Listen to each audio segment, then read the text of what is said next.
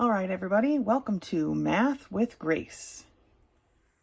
Today we're going to be working through Pre-Calculus, Unit 10, Section 1. Unit 10 is the last book in this series, and Section 1 begins on page 5, and it's called Limits. It says here that, and its functional notation is the small title here, functions and limits of a function are the two building blocks of calculus. All of calculus is derived by the limit of a function. This lesson introduces these two topics. For convenience, we will assume that all functions to be continuous in the domain of definition. The limit theorems will be defined instead of proved, and a formal proof of each limit theorem appears in any elementary calculus text. Now, what they mean by continuous is that there's no holes. In some of calculus, there are, as a line goes, there's a spot actually in the line where there's a hole and you kind of skip a bit. We won't be dealing with any of those today.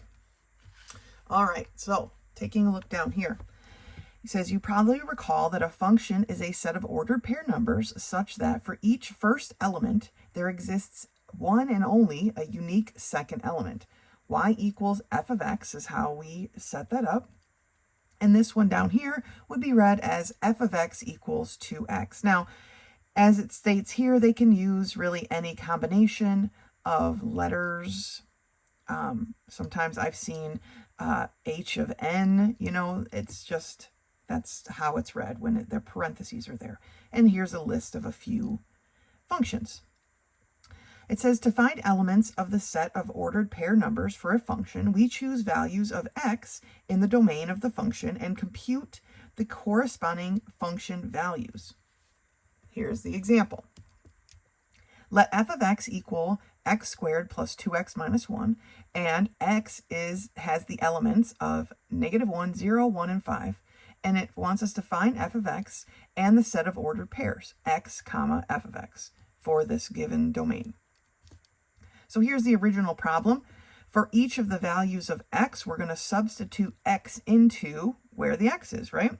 So when x is -1, we have -1 squared plus 2 times -1 minus 1, and that solves out to be a -2.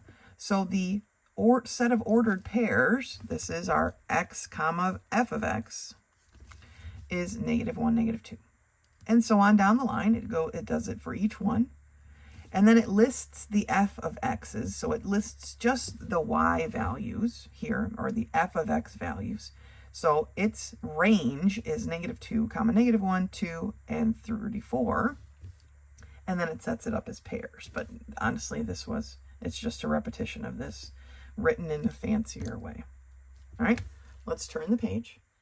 On page 6, the example is f of x equals x squared minus x. Find f of 3, f of p, and f of a plus h. Now these are a little bit different because some of our x inputs are actually other variables, but we do the problem just the same. For f of 3, we substitute a 3 in where we have an x. So we have 3 squared minus 3, which is 6. For f of p, we just substitute the p in. So it's p squared minus p. We can't really solve it. It's just, that's what it is.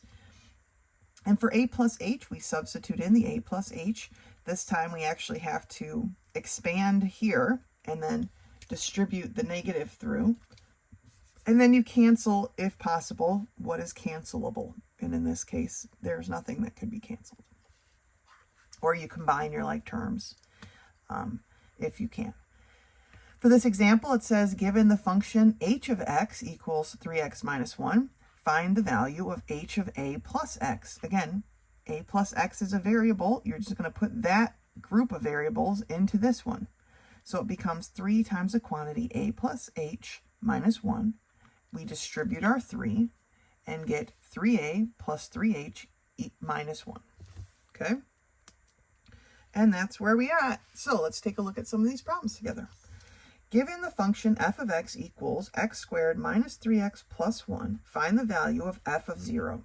So f of 0 is going to be equal to 0 squared minus 3 times 0 plus 1. Well, 0 squared is 0. Negative 3 times 0 is 0, so the answer is a positive 1, letter C. Okay? Given f of x, for number 3, is equal to x squared minus 3x plus 1, find the value of f of 1. All right, so f of 1 is equal to 1, the quantity squared, minus 3 times 1 plus 1. Now, 1 squared is 1. Negative 3 times 1 is negative 3 plus 1. Okay, so I have basically negative 3 plus 2, which is a negative 1, letter A. All right, let's jump over here to number 8 and do one that's slightly more complicated.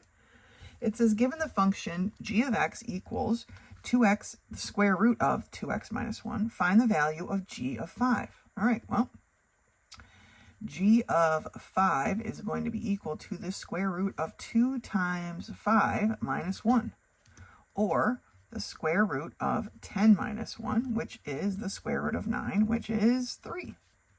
So letter B. How about number 9? Given the function h of x equals 3x minus 1, they like their 3x minus 1. Find the value of h of 2. All right, so we have h of 2 is equal to 3 times 2 minus 1, which is 6 minus 1, which is 5. So letter B. Let's try number 11. F of x is equal to x squared minus 3x plus 1. Find the value of f of a minus 1. All right, so we have f of a minus 1. So we have a minus 1, the quantity squared, minus 3 times a minus 1 plus 1. Right, this is going to take a little bit more distributing. Remember, when we have a perfect square binomial, we do a square double square. So you square the first term, so a squared. You multiply these two together, which would give me a negative a, and then double it. So negative 2a, that's the double part. And then you square the last term, which would be a plus 1. Then we distribute here, so we have negative 3a plus 3 plus 1. Now we need to combine our like terms, right? Because we have 2a terms we can combine, and we have 3 constants we can combine. So f of a minus 1 is going to be equal to a squared, and then I have negative 2a minus 3a, which gives me a negative 5a, and I have 1 plus 3 plus 1, which is plus 5. So a squared minus 5a plus 5, which is letter C. All right, so don't get confused when we have multiple things in here. Just substitute them in and then simplify to the best of your ability. All right, I'll leave the rest of these for you to work on. Meet me back here for the next part of this section. The next part here, called the difference quotient, begins on page 8.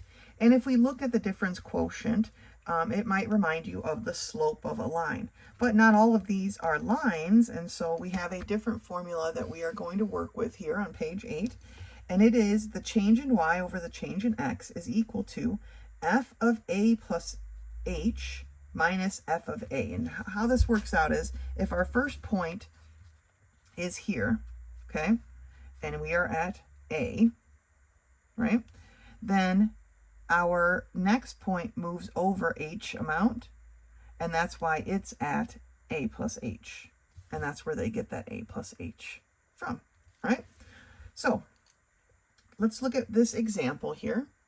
It says, if f of x is equal to x squared plus 2x plus 1, find f of a of h minus f of a over h, right? Seems a little complicated, don't worry.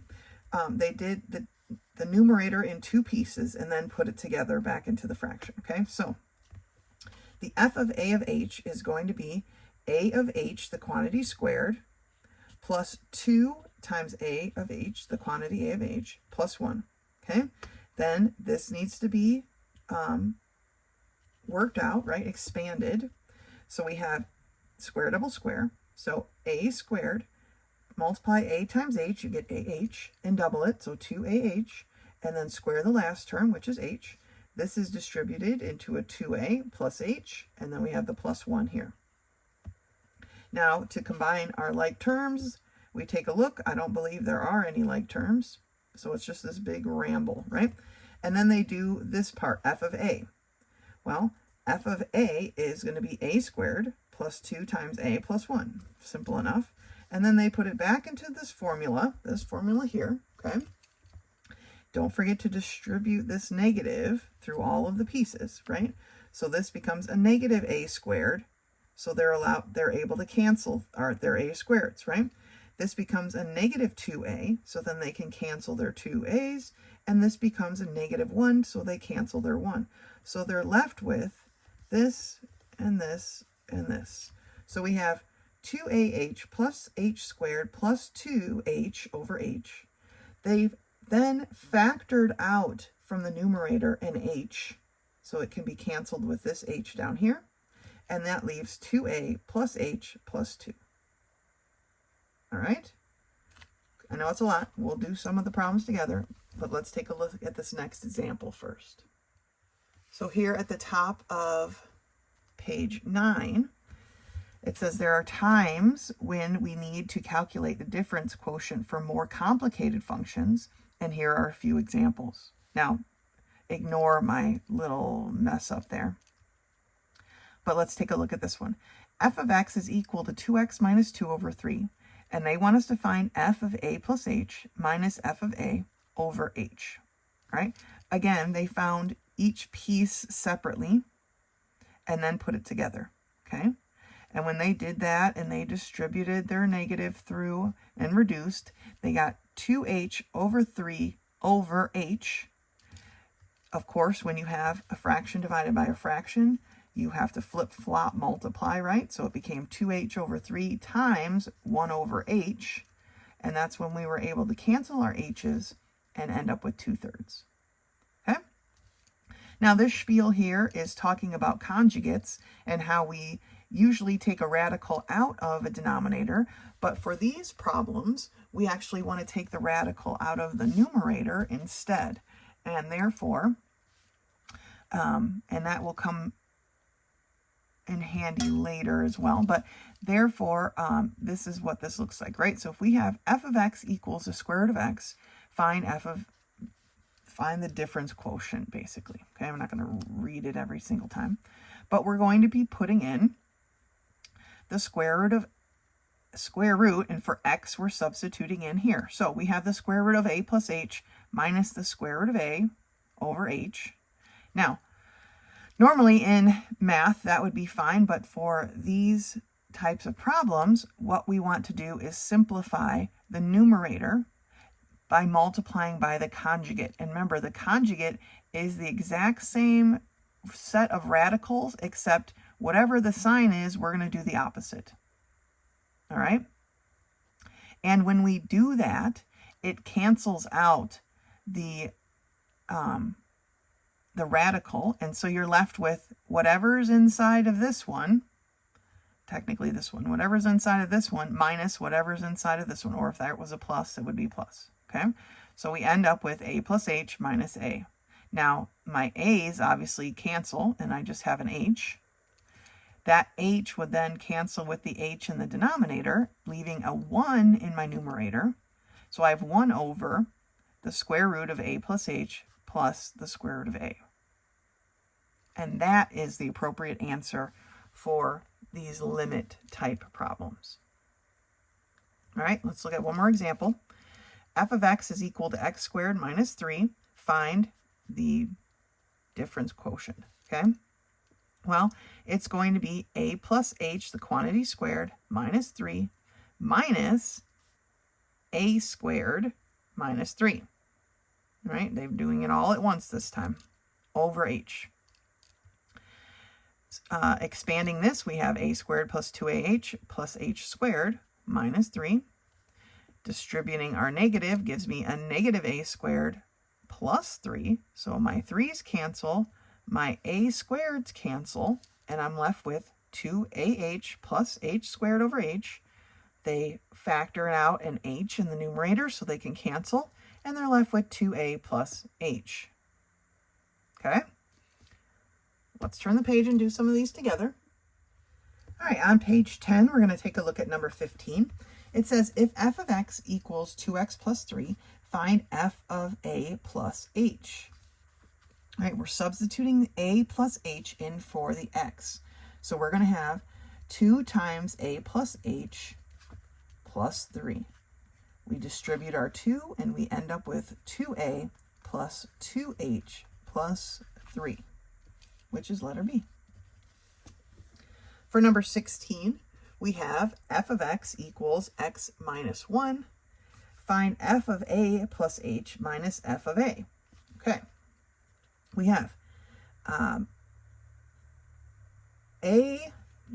plus h minus 1 minus f of a, which is going to be a minus 1. Okay. X is here. My x is replaced with a plus h minus 1. Then the formula has the minus in it, and then f of a. So a takes the place of the x minus 1. That's how we got here. Okay. We distribute. So we have a plus h minus 1 minus a plus 1. So my 1's cancel, my a's are canceled, and we're left with just an h, which is letter C. All right, let's take a look at one a little bit further down. We might need scratch paper here as we get started. They don't exactly give you a lot of space, and they want us to find the difference quotient. So let me grab some scratch paper. All right, I've got a piece of scratch paper here. Probably do this. So problem number 19. We have, and I know I'm rewriting it all, but that's how I do my scratch paper. F of x is equal to 3x plus 2 over 5, and they want us to find the difference quotient. So f of a plus h minus f of a all over h. All right. Let's take a look here. So f of a plus h, we're going to do that part first, okay? And that is going to be equal to 3 times a plus h plus 2 over 5, right? Distributing our 3 gives me 3a plus 3h plus 2 over 5. F of a is going to give me 3a plus 2 over 5. All right, so it's already set up with a common denominator, so let's put it all together. I'm going to do it over here to save a little bit of space. So I have 3a plus 3h plus 2 minus the quantity 3a plus 2 all over 5. Okay, I've combined my two fractions with a subtraction in between, and all of that is over h.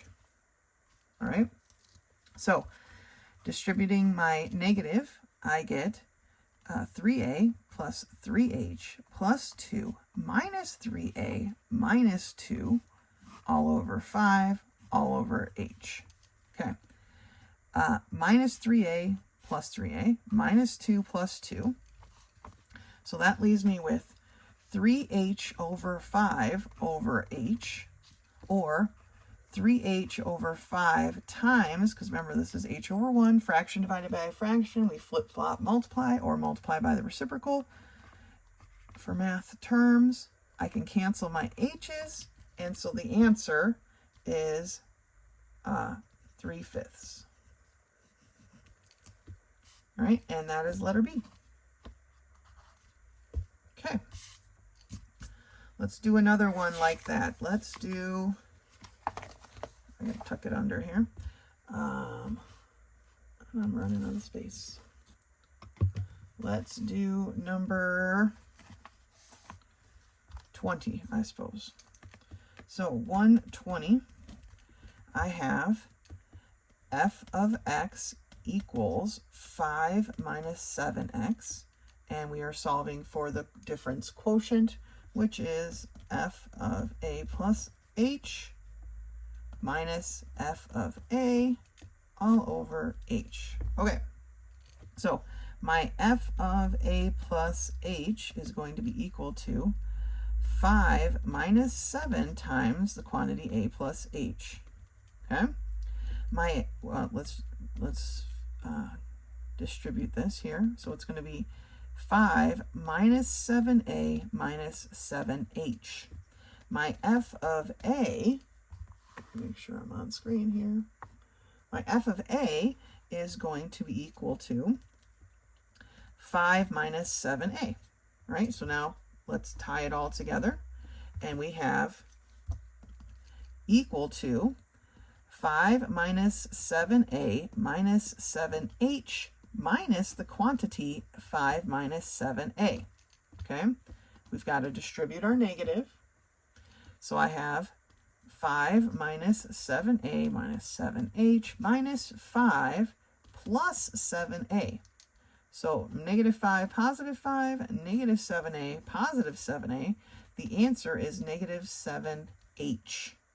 Oh, divided by h. I totally forgot the rest of this. My bad. This is divided by h, right? The h's cancel, and so the actual answer is negative 7 for number 20, which is letter A. All right. Let's take a look here. Let's do number 23.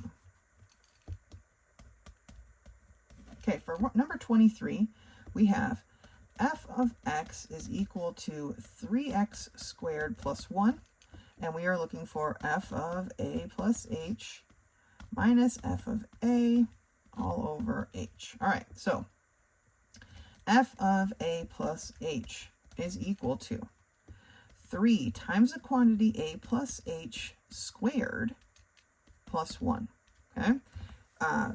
Expanding this, we have 3 times square double square, so a squared, a times h doubled is 2ah, and h squared plus 1, or 3a squared plus 6ah plus 3h squared plus 1. All right, my f of a is equal to, oh, am I on the screen? Nope. I don't have any more room to move. All right, that's it. That's the extent of my space. Okay, f of a is equal to 3 times a squared plus 1. Now, putting it all together, here we have 3a squared plus 6ah plus 3h squared plus 1 minus the quantity 3a squared plus 1 all over, won't forget this time, h. All right, so 3a squared plus 6ah. Careful when you're writing these over and over and over that you don't switch a sign or forget to write a chunk of it, okay? Simple mistakes, but leads to errors, right?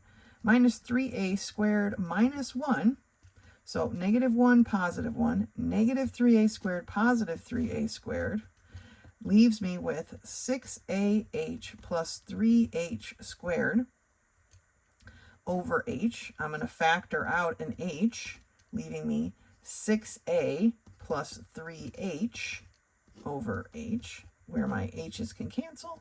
And so 6a plus 3h is my answer for number 23, letter B. Okay, I'm going to leave the rest of these for you to finish on your own, and then meet me back here for this next part. All right, the next part of section 1 is titled Limits. And they're reminding you here at the top that limits exist that we don't really even think about. But if we think about a polygon, the more sides that it has, the closer it approaches a circle. And so they say a circle has infinite number of sides. It's an infinite sided polygon, but that's the limit, right? The number of sides, the limit is a circle, because once you hit so many sides, you're going to become a circle. So looking at how that works with our math equations, let's take a look at this down here. It says, consider some solution to the function f of x equals x plus 3. It says, we wish to find the limit of the function as x approaches some number such as 5. What does the value of the function become when it takes on values close to 5? Not 5 itself necessarily, but close to 5. Because obviously this is a very simple equation. And when you get onto full-on calculus, they're not going to be that simple, right? And so finding an exact answer isn't always correct. Remember, I talked about some of these lines and curves and things have holes in them. And so it's like, well, as it approaches the place that has the hole, what value is it taking on? And so that's what they're talking about here. They're just using a simple equation, okay? Because we know if x is 5, then f of x is 8, right? But as it approaches 5, as you can see, it gets closer and closer to 8, right? That's just the equation because it's a simple one. Let's turn the page. Because the explanation of that is here at the top of page 12. It says we conclude that as x gets close to 5, the function gets close to 8. We already know by just adding, right, that if x is 5, then f of x equals 8. However, the limit concept is asking what is happening as it gets close to that. And the limit is written like this. The limit of x plus 3 as x approaches 5 is how we would read that, okay? And this is how limit functions work. So, I don't know that we'll get there when we get there. I don't think we need to be setting up charts like this, but these are the examples that they're giving us. So, find the limit of x squared as x approaches 2. Now, of course, the answer is 4 because 2 squared is 4. Right? But they're showing you, oh, it's not on screen, but they're showing you the chart, right? That this equation represents an exponential equation, and it's going to get closer and closer to a certain number without ever crossing that number, okay? And that number is the 4. I mean, technically it crosses it because these are simple equations, but that is what the study of limits look like. So for the next example, we have the limit of 2 over x as x approaches infinity. Now, 2 over x, if you substitute in some values of x, you can see that our f of x is getting smaller and smaller and smaller. The graph would look like this, right? And this number is out here, just x values are getting bigger and bigger, but our y value, our f of x value, is getting smaller and smaller and smaller. So because it has the variable in the denominator, as x approaches infinity, the limit is actually 0, right? That it won't ever cross 0, right? It won't ever actually reach 0. It's just going to get infinitesimally smaller and smaller, okay? And both of these equations or examples lead us to some limits theorems, right? And that's what's here on page 13. And we're going to go through them, not quick, but kind of quick. They're not complicated as they sit here. Once we start using a bunch of them together, it can be more complicated, but these are the basic theorems. So the limit of a sum, so we're adding two things, is the sum of their limits. So here's the limit of the first part plus the limit of the second, right? This looks a lot like logarithms and things that we've already done, right? So our example is the limit of the quantity x squared plus x as x approaches 4. Well, that's going to be the limit of x squared plus the limit of x, which is 16 plus 4, or 20. Okay? The limit of x squared as x approaches 4 is 4 squared. The limit of x as x approaches 4 is 4. All right? The limit of the product is the product of the limits. So here's the product of two things, and therefore the limit of the first times the limit of the second. Okay?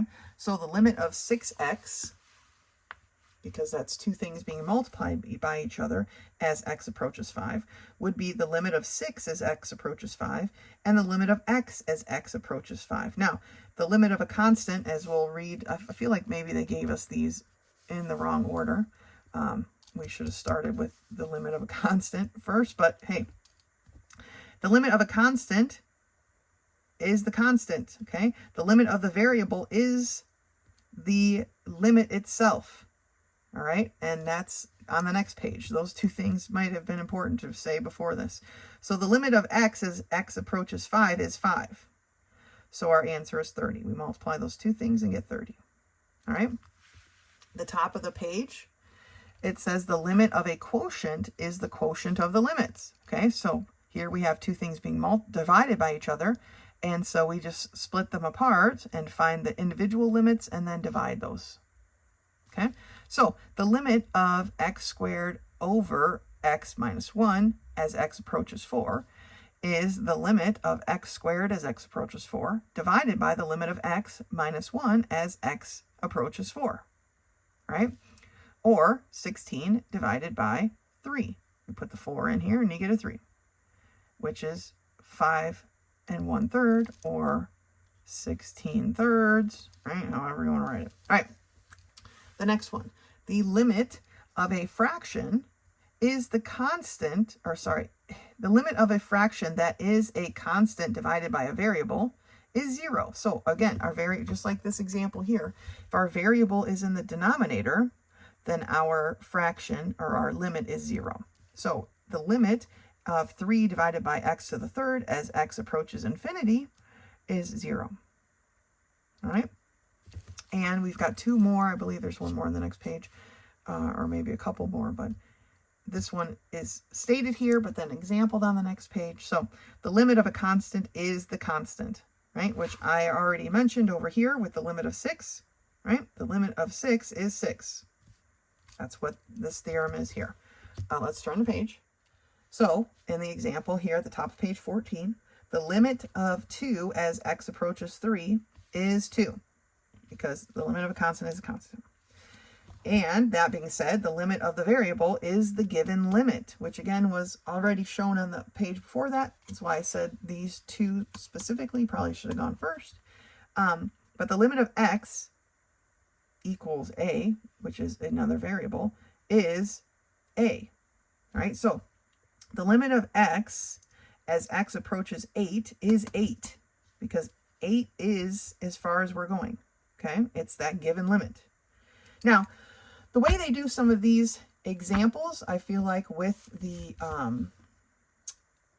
theorems we've just talked about, could be done in a couple of different ways. So don't be stuck on the exact way that they did these problems. I've went through and worked them a couple of different ways, and they all work out the same.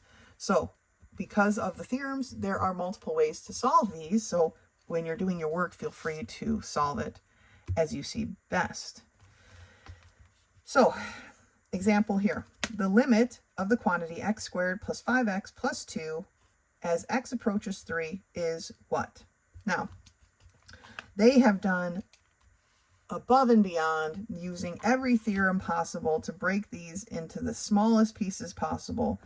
I feel like this step we could have just solved from there, but then they broke it into another section. I'm just going to walk through it, but we have the limit of x squared as x approaches 3, plus the limit of 5x as x approaches 3, and the limit of 2 as x approaches 2.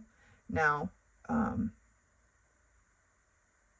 this should probably say 3 still, because it's still going to be 2, but I think I'm just splitting hairs. Now, I feel like we could solve it right from here, right? Like they did on the page before, and just put in 3 to the x values, and then the constant is just itself. So it would be 9 plus 3 times 5, which is 15 plus 2, right? So we could skip all this. But what they did is, because technically x squared is a product, they broke that product apart. 5x is a product, so they broke that apart. And then they did... and then they got to this step. I feel like we could have gone right from this step directly to this step without this in between. But again, whatever you're comfortable with, okay? So top of the next column, page 14 still, we have the limit of 3x plus 5 over 2 as x approaches -4.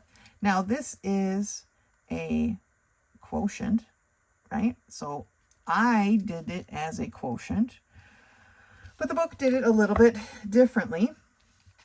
And so how they did it is first they broke this fraction into two parts. So they took the limit of 3x over 2 plus the limit of 5 over 2. Now, I'm not going to keep saying as x approaches, blah, blah, blah, because I'm not. But we all know what the limit is down here, right? Okay. And then once they had their two fractions broken apart, because they're constants, right? 5 over 2 is a constant, so it's just going to be the 5 over 2. Then they split apart this product. So now we have a constant times a variable plus a constant. And so we end up down here. But then we have to figure this part out. But it's just, right, fractions, no big deal. Now you could have done it where you had the limit of 3x plus 5 divided by the limit of 2. And then the limit of 3x plus the limit of 5 divided by the limit of 2, right? There's multiple ways to do this. So don't feel stuck on solving it this way. Same with this problem here. The limit of x over 1 plus x as x approaches infinity. Now, they said they started by dividing the numerator and the denominator by a fraction of x. Or basically they multiplied the whole thing by 1 over x over 1 over x is what they did. And that's how they ended up here. Now that seems a little bit complicated to me. Again, this seems like a quotient problem. So we would have, I'm gonna write my way of doing it here. You can see how they chose to do it. I would have the limit of x divided by the limit of 1 plus the limit of x, okay, as x approaches infinity. So then we have infinity because as this is a variable, its limit is its value. So I have infinity, which I am not good at drawing this symbol, okay, divided by 1 plus infinity. Now, 1 plus infinity is just infinity. So you have infinity divided by infinity, which is just a 1. So you get to the same answer, right? That's what I'm saying. There's multiple ways to do these. So don't get stuck on these example steps when you think you might be able to do it a different way, right? All right, so let's take a look at some of these problems together. And even the way I do it, maybe you wouldn't do it that way. So you do it the way that's best for you, as long as you're getting the right answer, right? That's the point, okay?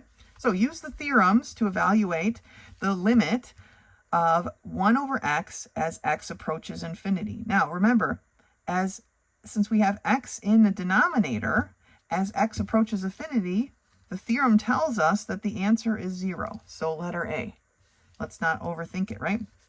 The same for number 27. Our variable is in the denominator. The fact that it's squared just makes it going to reach 0 sooner, right? So it's still the letter A. We have the theorem to evaluate the limit of 6 as x approaches 10. This is a constant, so it is just itself, right? Let's see here. Let's look at number 30. The limit of x squared plus 2x plus 1 as x approaches 4. So again, I'm not going to write as x approaches 4 all the time, but I have the limit of x squared plus the limit of 2x plus the limit of 1. Now, substituting in the 4 like they did in the first set of examples, right? We have 16 plus 8 plus 1. Or we have 25. When we add them all together, right, we get 25, which is letter B. All right, there's some, I believe, yes, there's problems on the next page. So let's turn the page and do at least 1 or 2 of those together. I want to take a look here at problem number 37, page 16. It says, use the theorems to evaluate the limit of x plus 2 over x squared plus 3x plus 3 as x approaches infinity. Now, again, remember your theorems because they're trying to psych you out, right? We have variables in the denominator. As x approaches infinity, it's going to be 0. Okay, and that's true of all of these. Okay? I'm not sure why this one would be different. Unless something cancels out. Let's take a look here. All right, I see how 38 and 39 are different. Because in 37, because this was an x squared, but this was only an x, when we go to actually divide and cancel out our terms, right, like they did in the example, since this is just an x, we would be multiplying, I know my a is in the way, by 1 over x over 1 over x, okay? But that still leaves the x here, right? Can't quite get rid of them. But here, because we would multiply this by 1 over x squared over 1 over x squared, how the book likes to reduce it, right? Then this 5 would then be a constant by itself, and therefore the answer is actually 5. And the same applies here, right? Because we multiply it, then the answer would be 2. I'm going to get a piece of scratch paper and work the whole thing out so we can actually see it like long form how it works out. But this is probably why the book did that example, so you could do it as well. But let's take a look at the long form here. All right, so taking a look at problem number 38 together. I'm glad we took a look at these, okay? Because these have variables all over the place, and I want to just say, because that was the theorem, right? The denominator has a variable, then the answer is 0. But this is a little bit more complicated because the exponent of the denominator matches the exponent of the numerator. So what we're going to do is we're going to divide every term by the largest exponent. So we're going to basically be multiplying the numerator by 1 over x squared and the denominator by 1 over x squared, okay? We aren't changing the equation because technically the value of this is 1, right? 1 over x squared divided by 1 over x squared is 1. So we're not changing the value of the equation, but we are changing the way it looks, okay? So we have the limit as x approaches infinity, okay, of 5x squared over x squared. And I'm writing this out real slow so we can follow each step, right? Plus 3x over x squared plus 5 over x squared all over x squared over x squared, okay? Now, obviously, some of these things reduce. These x squareds can cancel out and these can cancel out, okay? So we end up with 5, okay, plus 3 over x squared, or not x squared because it reduces, 3 over x, right, because I can reduce one x variable here, plus 5 over x squared. My denominator became a 1, so I don't need to worry about that. But now I have a constant, right? And for this limit problem, it's the limit of each of these, right? The limit, the limit, the limit. Okay. Now, these have variables in the denominator that I can't get rid of because I don't have any more variables in the numerator, right? So these are 0. But this limit, the limit of 5 as x approaches infinity, is just 5. So it's 5 plus 0 plus 0, or 5. Okay, and that's how they got their 5 answer. Now, the book explanation is quite a bit longer. I did a little bit more research on it just to make sure, because me and these books are kind of fighting right now from the last section of the last video here. But, so I really wanted to make sure it was being done correctly. And here's where we're at. So let's do number 39 together. We have the limit as 2x squared plus 6x plus 9 over x squared plus 2x plus 3 as x approaches infinity. Okay, so we're doing the same thing. We have like variables, so 1 over x squared over 1 over x squared. And that's going to give us the limit as x approaches infinity of 2x squared over x squared plus 6x over x squared plus 9 over x squared all over x squared over x squared plus 2x over x squared plus 3 over x squared. Now this one's a bit more complicated, right? But we still have some cancellations that we can do and some reducing. So we're going to rewrite this, right, as the limit of 2 plus, okay, 6 over x plus 9 over x squared over 1 plus, we can cancel this one in here, right? So 2 over x and then 3 over x squared. All right, so now knowing that our variable or our denominators that have an x in them will approach 0, because that theorem is still true, right? We get 2 plus 0 plus 0 over 1 plus 0 plus 0, or 2 over 1, which is 2. And so it's letter B. Both of these are B. Right, so that is the breakdown on how to solve these problems. Because in 37, the x squared was a higher exponent than our numerator, that one became 0 because there was nothing to cancel out, right? But since these have like exponents, then we are able to cancel them out and get those constants in the front, the 5 and the 1 technically, right? And same here, we're able to get that 2 alone over 1 and have it be 2. All right, so those were the hardest 2 problems.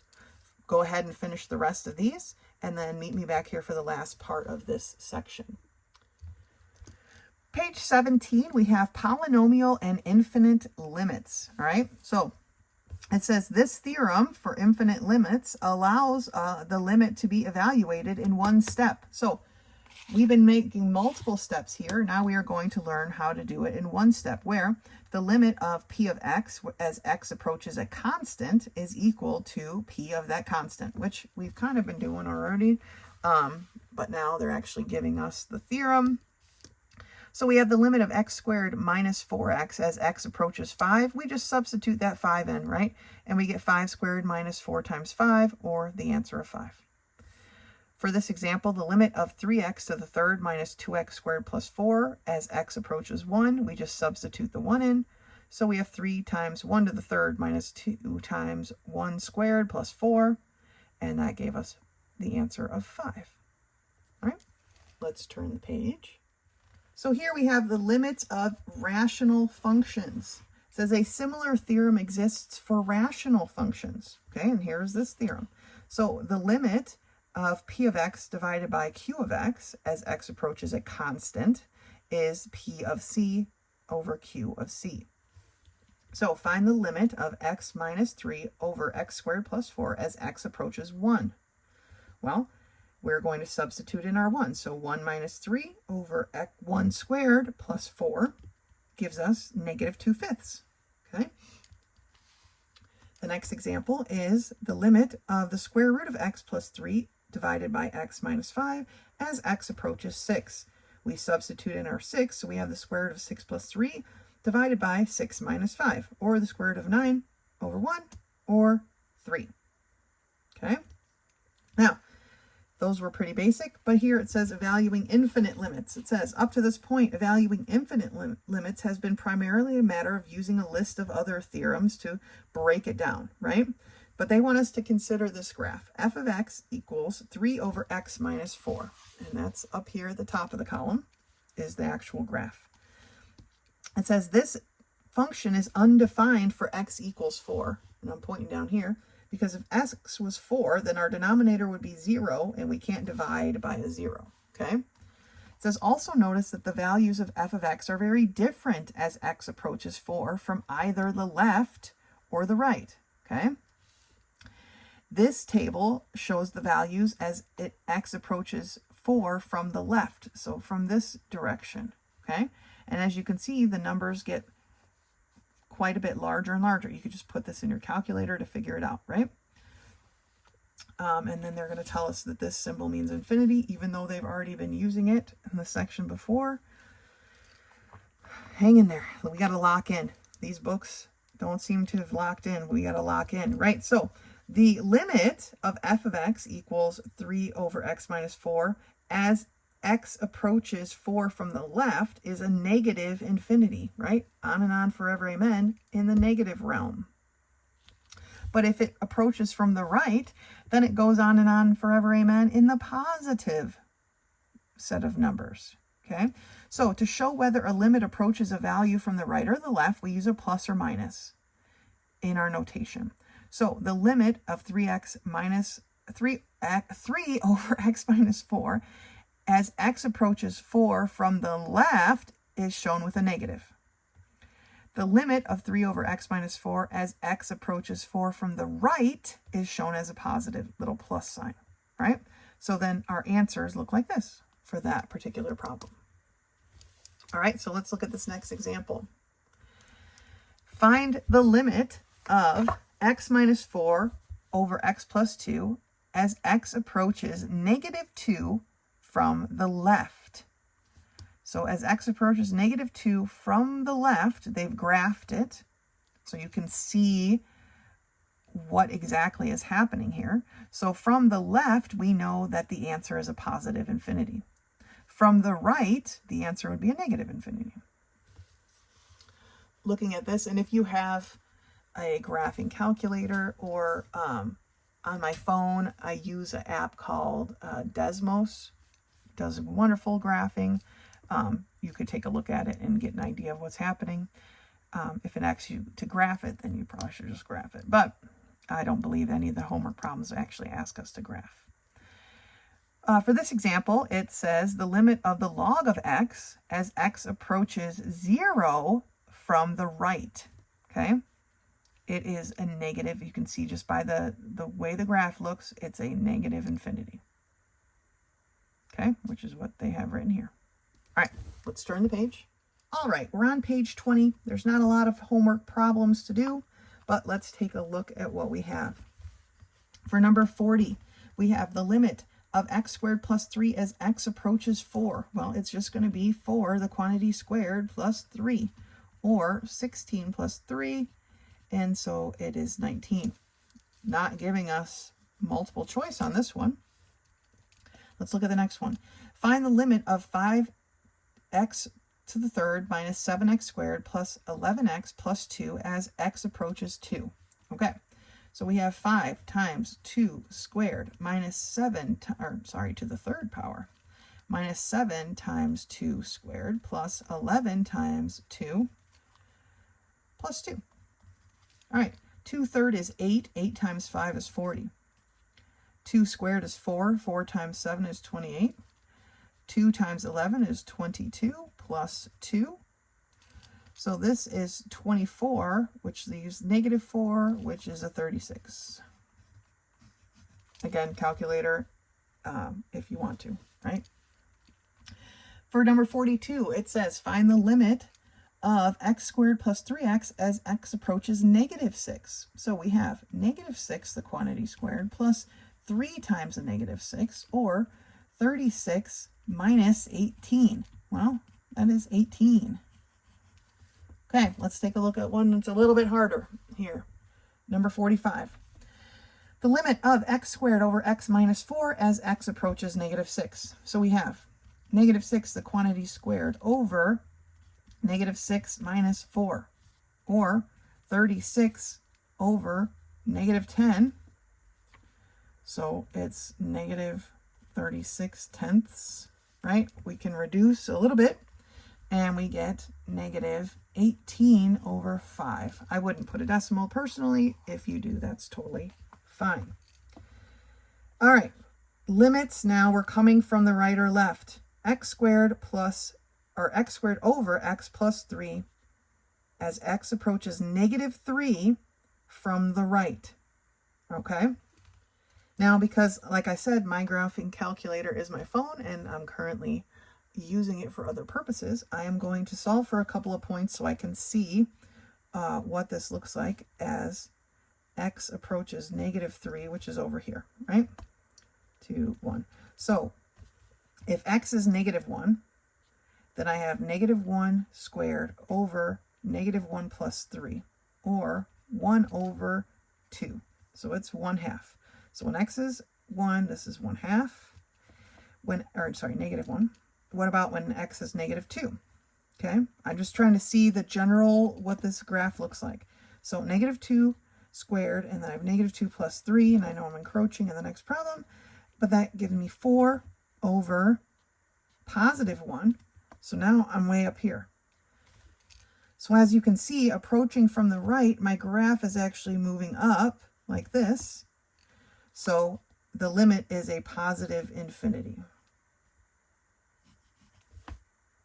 Okay, because -3 would make this not function at all.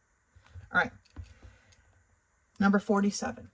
For number 47, they want us to see x plus 6 over x minus 2 as x approaches +2 from the right. So now I'm over here with my, let me make it a dotted line like I did in the last one. Okay, so I'm going to see what 0 and 1 look like, just again, so I can get a reference. So 0 plus 6 over 0 minus 2 gives me a -3. So when I am at 0, I'm at -3, which is down here. Okay.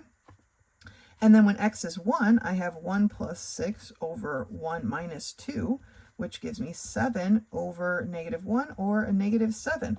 So I'm way down here now, somewhere on my graph, right? It's going down like this.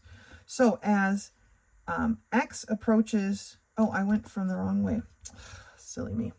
Kudos to those out there that were shouting, no, you're going from the wrong direction. Okay, this says from the right, okay?